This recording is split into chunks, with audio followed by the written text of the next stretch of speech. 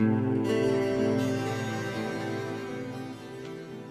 21 χρονών, μένω στην Αθήνα προφανώς. Έχω σπουδάσει εργοθεραπεία, είναι κάτι που το λατρεύω γενικά. Τώρα περιμένω να πάρω το πτυχίο μου, πιστεύω. Έχω μεγαλώσει στην Αθήνα μέχρι μια ηλικία και από ένα σημείο και μετά σε μια επαρχιακή πόλη, όπου μετά ξαναγύρισα στην Αθήνα σε ένα ίδρυμα, στα 15,5 περίπου. Και από τότε μένω ακόμα στην Αθήνα, η πρωτεύουσα δεν με έχει αποχωριστεί ξανά.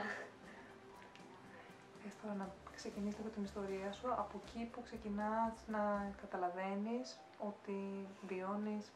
Από πάντα βασικά έγινε αυτό, γιατί από τότε που έχω αρχίσει να έχω μνήμες, βασικά όχι, στην αρχή οι μνήμες μου στην οικογένειά μου ήταν πολύ ευχάριστες και χαρούμενες, ήταν μια πολύ όμορφη οικογένεια.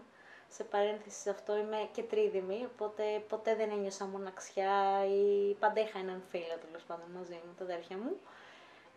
Κάπου στην ηλικία περίπου στην πρώτη δημοτικού, και που ξεκίναγε η πρώτη δημοτικού, η μαμά μου έπαθε καρκίνο. Οπότε κάπου εκεί άρχισαν σιγά σιγά οι δυσκολίες σε αυτή την οικογένεια, γιατί κάπως ταράχτηκαν τα νερά, κάπως δεν μπορούσαν να κρατήσουν ισορροπίες μεταξύ μου τους οι γονείς μου, οπότε άρχισαν να τσακώνονται, να υπάρχουν εντάσεις. Κάποια στιγμή λοιπόν σε ένα τσακωμό μεγάλο, η μαμά μου μας πήρε και φύγαμε από το σπίτι μας και πήγαμε στην επαρχιακή πόλη που μετακομίσαμε, στα Καμεναγούρλια, όπου ήταν οι συγγενείς εκεί πέρα. Η μαμά μου ήδη έκανε χημειοθεραπείες και ήδη δεν ήταν σε πολύ καλή κατάσταση. Κατά τη συνέχεια, τέλος πάντων, οι γονείς μου τα ξαναβρήκανε, μείναμε όλοι μαζί εκεί, κάπως το παλέψανε, κάπου όπως ο μπαμπάς μου όμως είχε αρχίσει να μην νιώθει καλά στην ψυχική του υγεία, κάτι που δεν το παραδεχόταν προφανώς. Κάπου εκεί στην Τετάρτη Δημοτικού η αδερφή μου έπαθε και αυτή έτσι μια ψυχική διαταραχή, βασικά διατροφική διαταραχή ήταν κυρίως, οπότε νοσηλεύτηκε για ένα αρκετά μεγάλο χρονικό διάστημα στο Παιδόν, στην παιδοψυχιατρική πτέρυγα. Κάπου εκεί άρχισε ακόμα περισσότερη κατάρρευση αυτής της οικογένειας. Με κερασάκι στην τούρτα από τον θάνατο της μαμάς μου όταν ήμουν 12, όπου εκεί άρχισε να μπλέκεται και η οικογένεια της μαμάς μου, με το ποιος πρέπει να μας μεγαλώσει, ποιος όχι. Ο μπαμπάς μου και κάπου άρχισε τελείως να χάνει την επαφή με την πραγματικότητα και με το τι συνέβαινε και πώς θα πάρει την ευθύνη να μεγαλώσει τρία παιδιά. Κάπου εκεί η αδερφή μου άρχισε εντατικά να κάνει απόπειρες αυτοκτονίας, με αποτέλεσμα να ξανανοσηλευτεί τέλος πάντων σε ψυχιατρική κλινική όταν ήμασταν γύρω στα 15. Κάπου και εκεί ήταν ότι η γιαγιά μου έκανε κάποια καταγγελία στην εισαγγελία για την όλη κατάσταση, γιατί ο μπαμπάς μου είχε και αυτός ψυχική διαταραχή, οπότε μας είχε αρκετά παραμελημένα, αλλά χωρίς να το θέλει. Εκεί ήταν αρκετά δύσκολα τα χρόνια, γιατί έτσι και το περιβάλλον της επαρχίας ήταν πολύ κλειστό. Εμείς ήμασταν τα δαχτυλοδειχτούμενα παιδιά που, ξέρω εγώ, δεν κάνουν μπάνιο, δεν φοράνε καθαρά ρούχα, δεν έχουν καθαρό σπίτι, δεν πολλά πράγματα. Και εκεί ήταν που με εισαγγελική εντολή εγώ πήγα στο ίδρυμα, ο αδερφός μου πήγε στην οικογένεια της μαμάς μου και ο μπαμπάς μου πήγε σε ψυχιατρική κλινική. Και το πιο κωμικοτραγικό τέλος πάντων σε όλο αυτό ήταν ότι όλο αυτό έγινε παραμονή πρωτοχρονιά στις 16. Οπότε κάπως η νέα χρονιά μας βρήκε με τελείως διαλυμένη οικογένεια, ο καθένας σε ένα πολύ διαφορετικό μέρος μόνος του, και ήταν η πρώτη φορά από όσο θυμάμαι τον εαυτό μου που ένιωσα την απόλυτη μοναξιά και το απόλυτο κενό και χάος τριγύρω. Αυτό μέχρι εκεί ήταν το πιο τραυματικό γεγονός. Μετά τα χρόνια στο ίδρυμα ήταν λίγο πιο χαλαρά. Έτσι, βρήκα ανθρώπους που μπόρεσα και μίλησα και ανοίχτηκα και βοηθήθηκα πάρα πολύ. προφανώς δεν μπόρεσα ποτέ να το ξεπεράσω απόλυτα όλο αυτό που έγινε.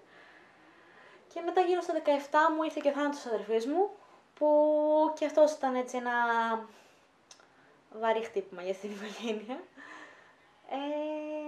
Όπου και εκεί υπήρχαν πολλές εντάσεις μετά, υπήρχε πολύ θυμός από όλα τα μέλη. Θυμάμαι ότι τότε η οικογένειά μου έτσι κάπως πήρε κάπου να εκφράσει τον θυμό της, οπότε όλοι είχαν στραφεί προς εμένα. Και με πήραν τηλέφωνο στο ίδρυμα και με βρίζανε, με απειλούσανε, μου λέγανε ότι θα έρθουν να με δίνουνε και ότι εγώ ζήλευα την αδερφή μου και ότι ήθελα να πεθάνει και της έκανα κακό ή ψυχολογικά κακό και όλα αυτά. Εντάξει, βοήθησε η ψυχοθεραπεία πολύ σε όλα αυτά. Και από τότε κάπως, από το 18 μου και έπειτα που έφυγα και εγώ από το ίδρυμα, έφυγε και ο αδερφός μου από το περιβάλλον αυτό της οικογένειας. Κάπως έχουμε μπορέσει όλοι και έχουμε ξαναφτιάξει λίγο τις σχέσεις μας, και η πυρηνική οικογένεια αλλά και η ευρύτερη οικογένεια τέλος πάντων. Έχουμε βρεθεί σε μια ισορροπία πλέον, που είναι ευχάριστο να μένει, γιατί δεν γίνεται, κανείς δεν είναι φτερός στον άνεμο, πρέπει να έχει και κάποιο στήριγμα. Απ' την άλλη για μένα μου είναι ακόμα πιο δύσκολο, γιατί έχω μάθει πάρα πολύ στο να είμαι μόνη μου πλέον, οπότε δεν μπορώ να νιώσω αυτό το έχω πρόβλημα, θα πάρω την οικογένειά μου ας πούμε. Έχουν πάρει άλλοι άνθρωποι αυτό το ρόλο στη ζωή μου.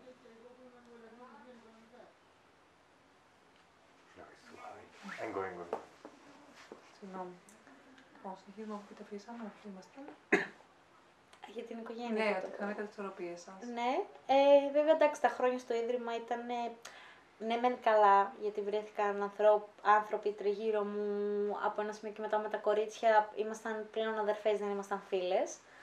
Αλλά όπως και να το κάνεις μια δομή που έχει τόσο πολλά παιδιά, στην περίοδο που ήμουν εγώ στο ίδρυμα ήμασταν γύρω στα 30 άτομα, το προσωπικό ήταν υπερελάχιστο, οπότε δημιούργησαν άλλα προβλήματα. Ευτυχώς εγώ ήμουν από τα παιδιά που ήμουν τυχερή, γιατί ποτέ δεν είχα υποστεί bullying στο σχολείο όπως άλλα κορίτσια, ας πούμε, στη δομή, για το τύπου το ορφανό, ας πούμε, ή το κορίτσι από το ίδρυμα, να το περιθωριοποιήσουμε. Ίσως φταίω και εγώ γι' αυτό, γιατί ποτέ δεν άφησα το περιθώριο σε κανένα να το κάνει και ποτέ δεν το έκρυψα κιόλας, γιατί δεν ήταν κάτι για το οποίο θα ντρεπόμουν σαν έφη, ότι ξέρεις, είμαι σε μια δομή φιλοξενίας, γιατί 5 πράγματα συνέβησαν στη ζωή μου, αυτό.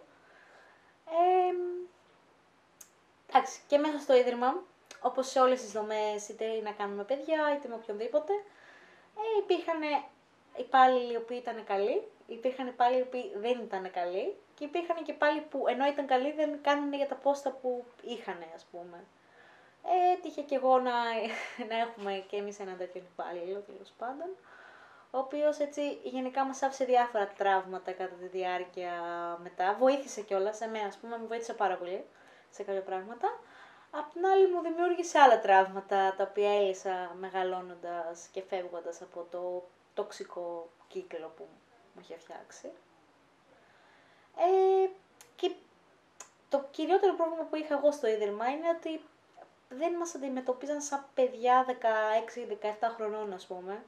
Μας αντιμετώπιζαν λες και ήμασταν μικρά κορίτσια που θα πρέπει να βγούμε 2 ώρες τη εβδομάδα, συγκεκριμένες ώρες, μέχρι συγκεκριμένη ώρα, δηλαδή δεν ζούσαμε όπως ζούσαν όλοι οι υπόλοιποι έφηβοι. Και αν θέλαμε να ζήσουμε όπως το κάνανε όλοι οι υπόλοιποι έφηβοι, είχαμε τιμωρία. Μας κόβαν το χατζηλίκι ή μας βάζανε κάποια επιπλέον αγκαρία τέλος πάντων στο ίδρυμα να κάνουμε δουλειά, κάτι τέτοιο. Κάτι που στα υπόλοιπα σπίτια ήταν αυτονόητο, ότι ένα κορίτσι ή ένα αγόρι 17 χρονών θα πάει σε ένα κλαμπ, θα πάει να κοιμηθεί σε ένα φίλο του ή θα πάει να κοιμηθεί με τα αγόρι του. Βέβαια, και αυτό άλλη παρένθεση, γενικά οι άντρες της ζωής μου μέχρι τα 20, κάπου εκεί, δεν ήταν και πολύ έτσι άνθρωποι που να πεις ότι θα την επιθετούμε να πάει να κοιμηθεί σε αυτούς.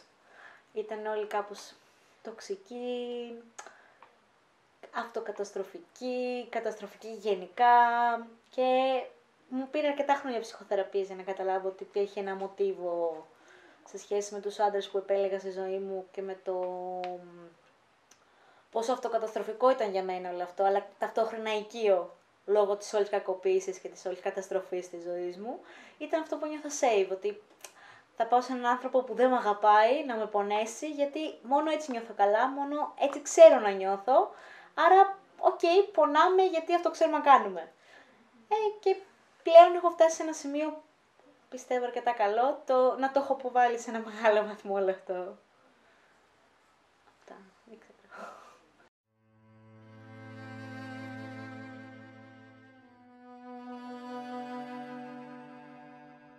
Εκεί κοιτάω τώρα. Ναι. Πρέπει να πω και το... Αν θέλεις. Καλό θα ήταν. Λοιπόν, Έφη, εγώ αυτό που θέλω να σου πω σαν 21 χρονών πλέον, είναι ότι ό,τι θα κάνεις στη ζωή σου, θα σου δώσει ένα μάθημα και θα σε κάνει έναν καλύτερο άνθρωπο. Και όσο και να πονέσεις, πάντα θα βρίσκεις το κουράγιο και το στήριγμα και τον λόγο να σηκωθείς σε αυτή τη ζωή. Βέβαια, καλό θα ήταν να αποφύγεις κάποιες καταστάσεις, γιατί όσο και να τις μεγαλώνοντας δουλέψεις και προσπαθείς να τις αποβάλεις, δεν θα τα καταφέρεις. Οπότε απέφυγε τους τοξικούς ανθρώπους που θα σε πονέσουν και θα σε κάνουν να νιώσεις μικρή και λίγη, ενώ είσαι υπέροχη και τεράστια. Thank you.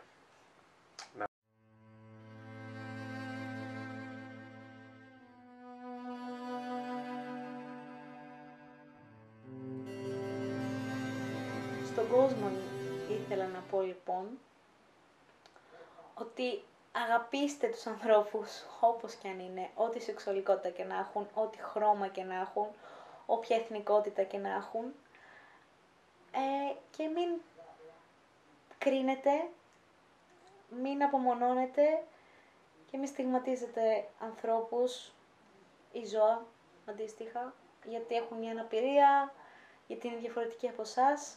Αγαπήστε τους εαυτούς σας πρώτα απ' όλα, γιατί για να καταφέρετε να αγαπήσετε όλους τους υπόλοιπους πρέπει να αγαπήσετε εσάς. Είτε είστε ένας πολίτης, είτε είστε ο πρωθυπουργός μιας χώρας, ο κυβερνήτης μιας χώρας.